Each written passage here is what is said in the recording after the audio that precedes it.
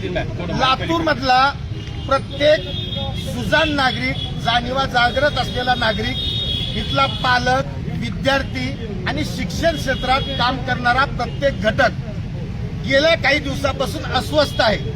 मोठ्या कष्टानं, अनेकांच्या बलिदानातून लातूर पॅटर्नचं 52 कशी सोनं उभं टाकलेलं आहे.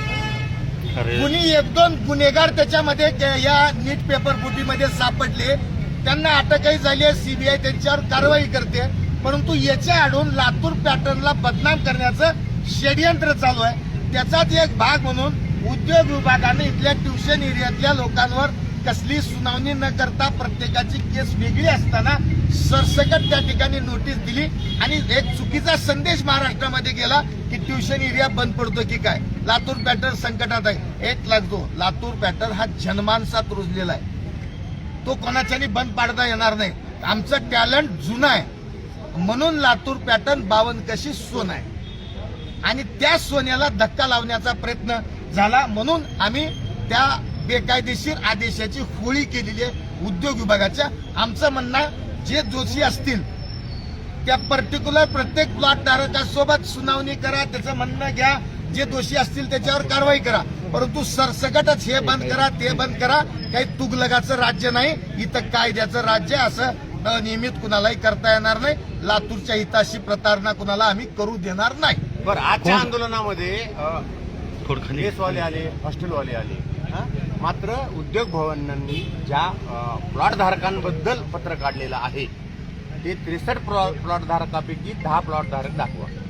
नाही, आमचं म्हणणं आहे त्या 63च्या 63 प्लॉट धारकाच्या जर काही चुका असतील तर त्या प्रत्येकाचं पर्टिक्युलर सगळ्याची केसेस वेगळ्या ऐका, त्या केस निहाय त्याची सुनावणी करा, चौकशी करा. कोण दोषी असेल त्याच्यावर कारवाई करा. पण तुम्ही उत्पादक व्यवसायासाठी असलं तरी इतकी दिवस झालं मिळतो का? 25 वर्ष झालं इथं 30 सेटअप झालंय सगळा. आता परीक्षा आहेत 21 जूनला. विद्यार्थ्याला वाऱ्यावर टाकणारं, आधीच विद्यार्थी टेन्शन मध्ये, त्यांचं टेन्शन वाढवणारं तुम्ही अध्यादेश काढता. तुम्हाला काही दया माया आहे का नाही? तुम्हाला लाज लज्जा शरम आहे का नाही या उद्योग विभागाला? अरे त्याची 21 जूनला परीक्षा आहे, त्याचे शिक्षक अडकले, सगळा शंकेचा माहोल आहे आणि याच्यात तुम्ही झोपेतून उठल्यासारखे पटकन अध्यादेश काढता. त्याच्यात भाजपचा एक नगरसेवक तक्रारदार आहे.